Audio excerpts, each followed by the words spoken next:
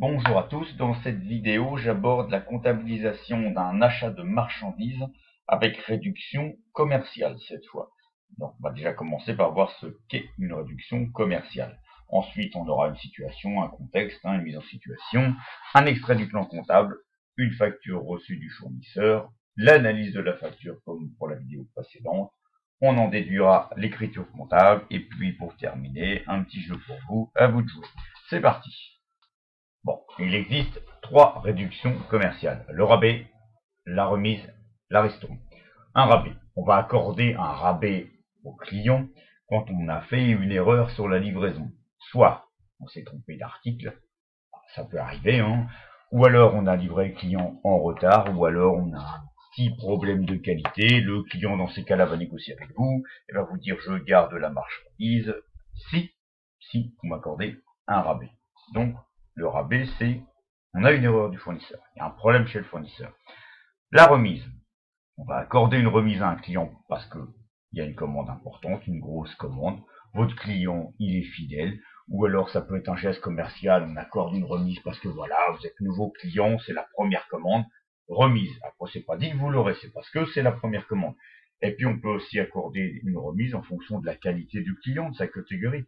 Des remises accordées à des grossistes, des remises accordées à des détaillants et pas aux particuliers, etc. Donc la remise, elle est plutôt là pour récompenser le client.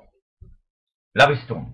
La ristourne, c'est une réduction de prix qu'on va accorder à client en fonction du chiffre d'affaires réalisé sur une période donnée. Ça peut être l'année, le semestre, voire le trimestre. C'est particulier, bon, on verra ça parce que les avoirs, je les ferai après. Donc, je m'intéresse ici au rabais et à la remise. Ces deux réductions ne sont pas comptabilisées sur une facture de doigt. On va voir pourquoi tout à l'heure. Donc, dans la facture de doigt, on va comptabiliser le montant de l'achat ou de la vente. On verra plus tard quand on sera le client, le fournisseur, pardon. Donc, on va comptabiliser le montant de l'achat pour le net commercial hors taxe, moins le montant de la réduction, donc la remise, le rabais, plutôt la remise quand même.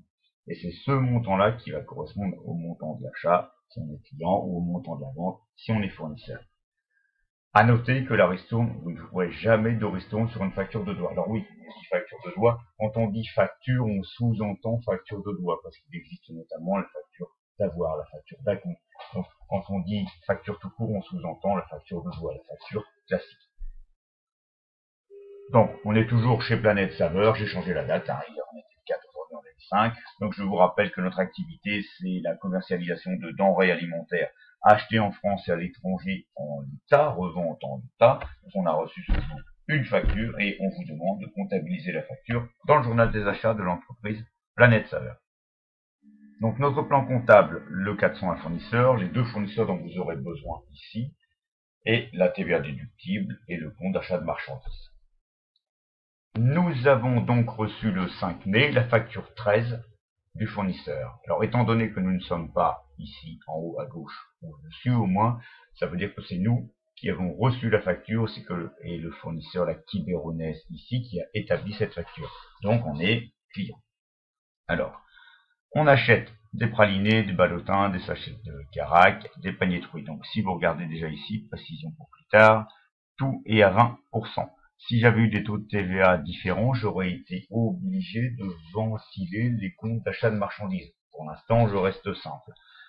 Petite remarque ici, j'ai une colonne remise ici.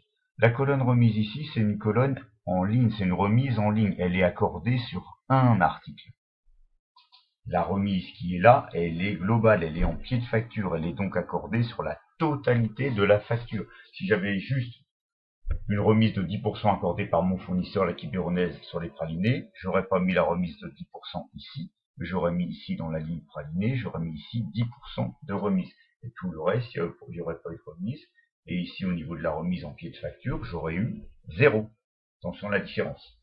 Donc, question, qu'est-ce que je fais de cet achat-là?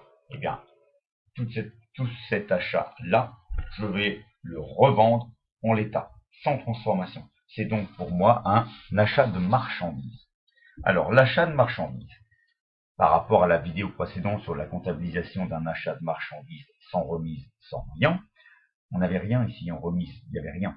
Donc là, vous avez acheté de la marchandise pour un montant brut, c'est total hors taxe brut, sous-entendu, avant réduction c'est un brut, 943,50. J'ai une remise de 10%, donc moins 94,35. J'ai un total hors taxe remisé de 849,15. Alors dans le langage précis, on appelle ça un net commercial hors taxe. Après une remise, un rabais, vous avez un net commercial. Et avant, vous avez un brut.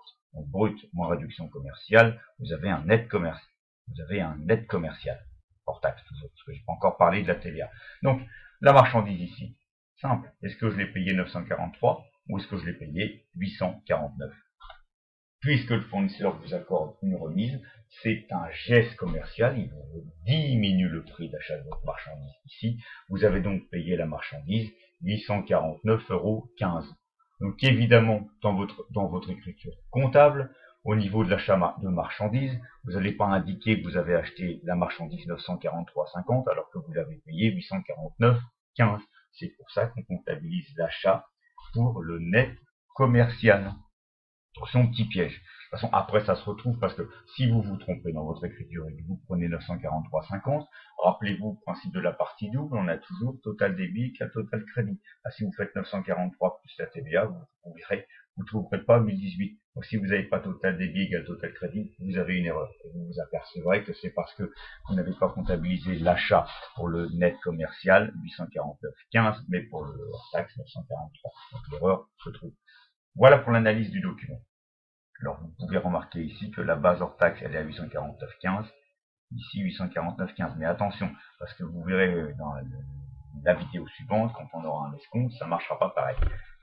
Donc on verra ça plus tard, peut-être demain. On continue. Je récapitule dans cette diapo l'analyse qu'on vient de faire de la facture. Donc on a dit qu'on était client parce que c'est pas nous qui avons établi cette facture, on l'a reçue. En fonction de notre activité, on en a déduit que c'est un achat de marchandise puisqu'on va revendre la marchandise achetée en l'état sans la transformer. À surligner ici, donc on a dit qu'on surlignait le total hors taxe remisé qu'on appelle le net commercial hors taxe. Et puis après, ça change pas. On va prendre la TVA et le net à payer TTC. Petit emploi ressources, j'aime bien. Comme d'habitude, je n'ai pas payé mon fournisseur comptant. Donc, grâce au crédit que m'accorde le fournisseur, puisque je le paye par chèque à 30 jours, ce crédit, peut-être que j'avais pas la trésorerie pour effectuer cet achat aujourd'hui s'il n'y avait pas eu ce crédit. Donc c'est bien parce que j'ai le crédit fournisseur que je peux faire cet achat aujourd'hui. Donc grâce au crédit accordé par le fournisseur, dette fournisseur 401, je vous rappelle, 401 et 3 petits points, ça va être plus facile, on a pu acheter de la marchandise et la TVA. Et la pièce justificative ici, le numéro de facture, la facture 13, et elle est du 5 mai, elle est du fournisseur, la Quiberonnaise. J'espère que jusque là, ça va. Petit rappel avant d'afficher l'écriture comptable. Donc on a dit qu'on a le net hors taxe pour 849,15, la TVA 169,83 et le TTC donc à payer au fournisseur 1018,98. J'enchaîne avec l'écriture. Donc écriture saisie comme dans la vidéo précédente avec le module comptable du PGI-UBP. Donc on a donc dit que la ressource c'est la dette fournisseur. La dette fournisseur elle est comptabilisée au crédit du compte 401F qui, la Quiberonnaise, puisque c'est une ressource. La ressource, je vous rappelle qu'elle est créditée. Donc j'ai une ressource de 1018,98. Grâce à cette ressource, j'ai acheté de la marchandise, donc 607 pour 849,15 et non pas pour le brut 43,50, pardon. Notre achat, il est le net commercial, 849,15. Et la TVA, donc ça change pas, 169,83. Si vous faites le hors taxe plus la TVA, vous obtenez le TTC. Si vous faites le net commercial hors taxe plus la TVA, vous obtenez le TTC. Si vous faites le brut hors taxe plus la TVA, vous n'obtiendrez pas 1018,98. Vous pouvez trouver votre erreur. De toute façon, le logiciel ne va, sur papier, vous pouvez vous tromper, sur le logiciel, il ne validera pas, vous n'aurez pas débit égal crédit. Il ne validera pas. J'espère que pour ça, ça va. Donc pas beaucoup de différence par rapport à une facture d'achat de marchandises classique. La seule différence, c'est juste au niveau du compte 607, où on comptabilise l'achat pour le net commercial hors taxe et pas le brut. C'est la seule différence. Sinon, on retrouve le net à payer TTC au fournisseur et la TVA dans le compte 44 566. Ça change pas. Eh bien, pour vous entraîner, un petit exercice, une petite application. Alors, essayez de faire l'analyse au moins à l'oral. Si vous ne voulez pas écrire, faites l'analyse à l'oral. Et dans la diapo suivante, vous avez l'écriture comptable corrigée et expliquée. Vous pouvez évidemment utiliser le plan comptable qui figure plus haut pour comptabiliser votre écriture là. Donc, vous avez dû en déduire que c'est un achat de marchandises, pour les mêmes raisons que tout à l'heure. Donc, il y a une remise, donc attention, l'achat, il n'est pas de 1123, mais ici, l'achat, il est de 1067,23. On retient également la TVA, 213,45, et le net à payer au fournisseur, donc la dette fournisseur, 1280,68. Ça nous donne l'écriture comptable suivante.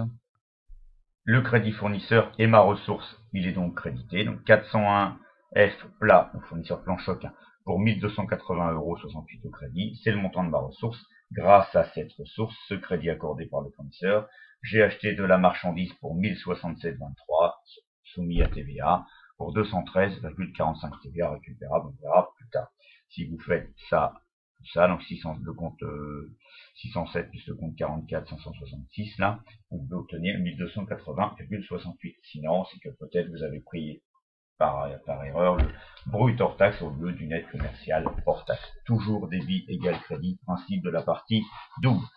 Bon, eh bien écoutez, j'espère que cette vidéo vous a été utile. Dans la vidéo suivante, je ferai la comptabilisation d'un achat de marchandises, alors avec une réduction financière. Et je ne sais pas si je remettrai une réduction commerciale à titre de rappel ou pas, ou si je ferai ça, je verrai, ça sera l'inspiration du moment. Merci à vous d'avoir regardé cette vidéo. N'hésitez pas si vous avez des commentaires, des questions, il n'y a pas de souci. Je vous souhaite une bonne journée. Au revoir.